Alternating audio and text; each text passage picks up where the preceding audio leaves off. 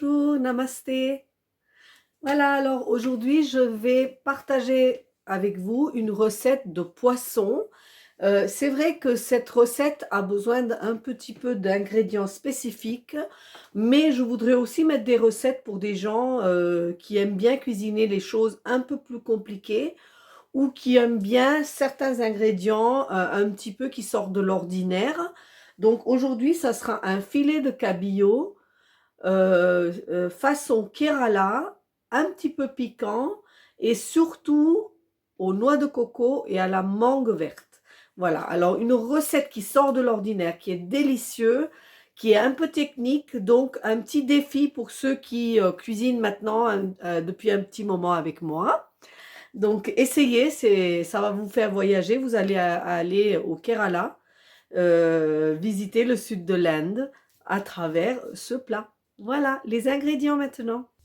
Donc, pour ce poisson Kerala, j'ai pris 400 grammes de filet de cabillaud que j'ai coupé en petits carrés, pas trop fins parce que je veux pas que ça se défasse à la sauce. Donc voilà, il y a 400 grammes, donc on peut dire qu'il y en a pour 3 à 4 personnes parce qu'on mange à peu près 100 grammes de poisson. Voilà. Ensuite, pour cette recette, il me faut un demi-noix de coco frais que j'ai épluché. D'ailleurs, je me suis coupée parce que c'est pas facile à éplucher. Et j'ai fait des copeaux comme ça. Alors, si vous voulez pas vous compliquer, vous pouvez trouver ça dans les magasins asiatiques en surgelé, les copeaux de coco frais. Ou alors, vous pouvez prendre le coco séché, vous l'hydratez, vous le mouillez à l'eau chaude et ensuite vous enlevez l'eau que vous pouvez garder pour faire la sauce par la suite et vous enlevez, donc une fois que vous avez enlevé l'eau, vous allez obtenir ça. Moi, j'ai du noix de coco frais parce que vraiment, il n'y a pas d'égal pour le goût. Ici, j'ai une demi-mangue verte que j'ai épluchée et coupée en petits dés. Il me faut des feuilles de curry. Alors ça, vous trouvez dans les magasins asiatiques. C'est vraiment un plus si vous le trouvez. Si vous ne le trouvez pas, vous ne le mettez pas. J'ai 2 piments verts. Donc moi, j'ai un arbre avec les feuilles de curry et un arbre avec les piments. Donc tout est frais. Mais voilà, vous faites avec ce que vous pouvez trouver. J'ai 6 petites échalotes ici. Ensuite, il me faut une cuillère à soupe de pâte d'ail et de gingembre. Comment on fait cette pâte? On épluche les gousses d'ail et le gingembre, une pousse de gingembre pour 4 à 5 gousses d'ail et on le broie pour obtenir la pâte. De l'huile, du sel bien sûr et en épices, il me faut coriandre en poudre, piment rouge et curcuma.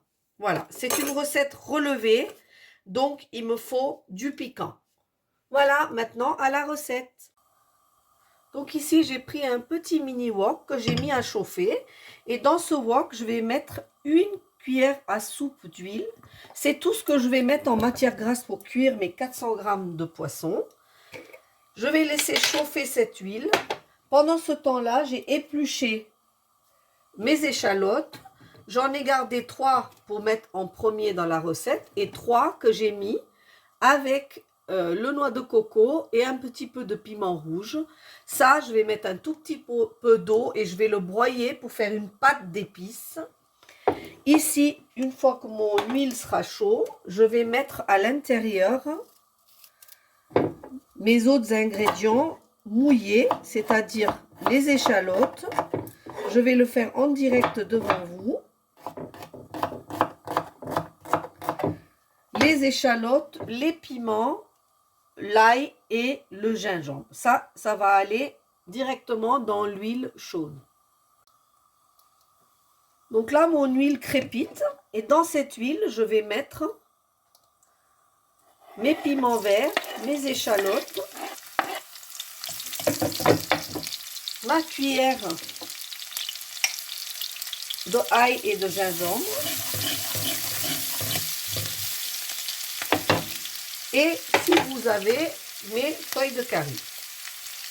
Voilà la première étape de la recette. Et je laisse mijoter ça Pendant ce temps-là, je vais aller faire ma pâte d'épices. Donc ici, mes oignons ont coloré. Ici, j'ai broyé mon noix de coco avec les échalotes restantes et le piment que je vais verser dans cette pâte. Et là, je vais laisser cuire cet ensemble sur un feu un peu plus doux jusqu'à ce que je obtienne une pâte bien lisse, bien homogène. À ça, je vais ajouter un peu de curcuma et une cuillère à café de coriandre en poudre. Je mélange et je laisse réduire jusqu'à ce que j'obtienne une pâte bien lisse, parce que le noix de coco va dégager sa graisse et va cuire l'ensemble pour donner une pâte bien épaisse, bien grasse. Donc ici, quand vous voyez que l'huile commence à se dégager de cette pâte qui se forme, je mets l'équivalent d'une demi-litre d'eau. Je mélange et j'attends que ma sauce arrive à ébullition. Et quand ça sera le cas, je vais ajouter le sel et la mangue. Voilà, donc vous voyez que la sauce elle bout. Et là, à ce moment-là, je mets mes mangues vertes. Je mélange le tout et je mets le sel. Et là, par contre, je prends ma mal en patience. J'attends que cette mangue se cuise complètement. Donc là, je vais attendre quand même un petit moment pour que cette sauce soit cuite et que les mangues soient aussi cuites. Une fois que ça c'est fait, je vais mélanger le tout et j'ajouterai le poisson. Donc j'ai laissé cuire cet ensemble à peu près 10 minutes, 10-12 minutes. Et là, je vois que mes mangues sont cuits. Hein, regardez, j'ai coupé avec la cuillère. Et donc là, une fois que ça c'est fait, je baisse, toujours le feu il est toujours baissé. Hein. Donc là, mes mangues ont donné ce goût acidulé à cette sauce. Là, je vais poser délicatement mes petits dés de poisson, qui ne sont pas petits, hein, parce que sinon ils vont se désintégrer complètement. Donc je vais poser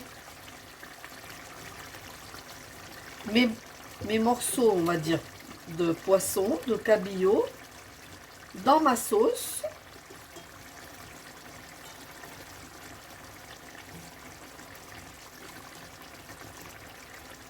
Comme ça. Je vais compléter d'un tout petit peu d'eau. Et là, je vais juste bouger ma gamelle pour laisser les morceaux s'installer. Et là, je vais laisser cuire 10 minutes, le temps que mon cabillaud soit cuit. Et ensuite, je vais servir mon plat avec un riz safrané. Je vous retrouve dans 10 minutes. Voilà, donc j'ai laissé cuire mon poisson 10-12 minutes dans la sauce.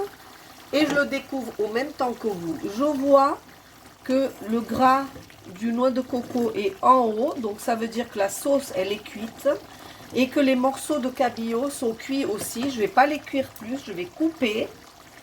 Voilà. Et je vais regarder. Donc vous voyez, les morceaux de mangue sont complètement cuites. Mais je vais les avoir un petit peu dans la bouche quand je vais manger. Donc ça va faire un goût acidulé.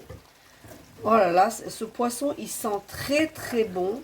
Là, vraiment, vous êtes dans le voyage, il n'y a pas de doute. Vous êtes vraiment transporté dans le Kerala. Hein. Donc là, je vais vous retrouver pour le dressage et pour la fin du voyage. À tout de suite. Donc ici, je vous retrouve avec un riz safrané et mon poisson Kerala aux noix de coco frais à la mangue verte. Un délice, un petit peu piquant, Mais bon, voilà, dans le sud de l'Inde, on mange très très relevé. C'est très bon. Les gens sont en très bonne santé parce qu'ils mangent des bonnes choses. Le noix de coco, c'est une bonne graisse, donc n'hésitez pas à l'utiliser. Suivez ma recette, je vous mets le lien du riz safrané qui va très bien avec cette recette. Et je vous dis à très très bientôt. N'oubliez pas de liker, de partager et de vous abonner à ma chaîne si ce n'est pas déjà fait, les recettes indiennes de Shona. Merci, namasté.